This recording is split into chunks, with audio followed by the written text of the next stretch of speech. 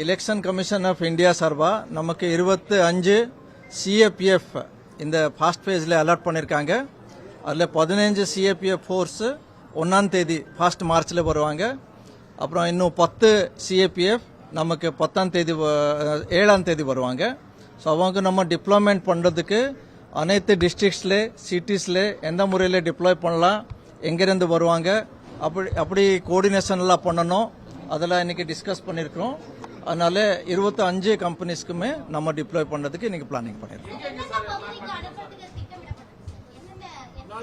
All தான் இல்லை, 1ஆம் தேதி நம்ம 15 கம்பெனி வருவாங்க. அவங்களுக்கு ஒரு சில டிஸ்ட்ரிக்ட் அண்ட் சிட்டிஸில் கொடுப்போம். இன்னும் 7ஆம் தேதி இன்னும் 10 கம்பெனி வருவாங்க. அவங்களுக்கும் அதே மாதிரி நம்ம டிஸ்ட்ரிக்ட்ல சிட்டிஸ்ல நம்ம டிப்ளாய் பண்ணுவோம். சார், பதட்டமான பகுதிகள் கண்டெடுக்கப்பட்டதா சார் தமிழ்நாட்டில்? மொத்தம் எத்தனை பதட்டமான பகுதிகள் இருக்கு? அந்த எக்ஸர்சைஸ் இன்னும் போயிட்டு இருக்குது. அப்புறம் எலெக்ஷன் அனௌன்ஸ் ஆகிறதுக்கு அப்புறம் கேண்டிடேட் செட்டிங்க்கு அப்புறம் திருப்பி நம்ம அதை ரீஅசஸ் பண்ணுவோம். அது வந்த போலீஸ் அப்சர்வர், ஜெனரல் அப்சர்வர் அவங்களோட ரெக்கமெண்டேஷனோட நம்ம அதெல்லாம் ஃபைனலைஸ் பண்ணுவோம். ஒரு கம்பெனியில் சராசரியா 90 பேர் இருப்பாங்க. டிஃபரெண்ட் ஃபோர்ஸ்க்கு டிஃபரெண்ட் ஸ்கேல்ஸ் எல்லாம் இருக்கு. நம்ம 200 கம்பெனி கேட்டிருக்கோம். அதில் இனிமேல வருவாங்க. இது ஏரியா டொமினேஷன், அப்புறம் பிளாக் மார்ச், அதே மாதிரி வார்ஸ்க்கு அவங்க வருவாங்க.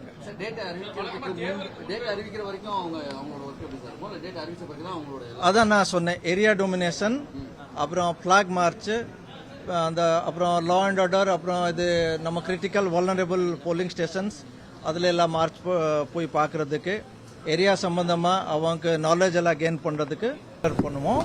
அப்புறம் எலெக்ஷன் அனௌன்ஸ் பண்ணுறதுக்கு அப்புறம் திருப்பி ஃபோர்ஸ் டிப்ளாய்மெண்ட் எல்லாம் எப்படி வரதை பார்த்துட்டு ஃபைனல் டிப்ளாய்மெண்ட் திருப்பி நம்ம சேஞ்ச் பண்ணுவோம். 10 நாள் முன்னாடி வரைக்கும் இருக்கும். அது பண்ணிட்டே இருக்கிறோம். Okay, thank you. செய்திகளை உடனுக்குடனும் துல்லியமாகவும் தெரிந்து கொள்ள சப்ஸ்கிரைப் பண்ணுங்க. செய்திகளை உடனுக்குடனும் துல்லியமாகவும் தெரிந்து கொள்ள சப்ஸ்கிரைப் பண்ணுங்க.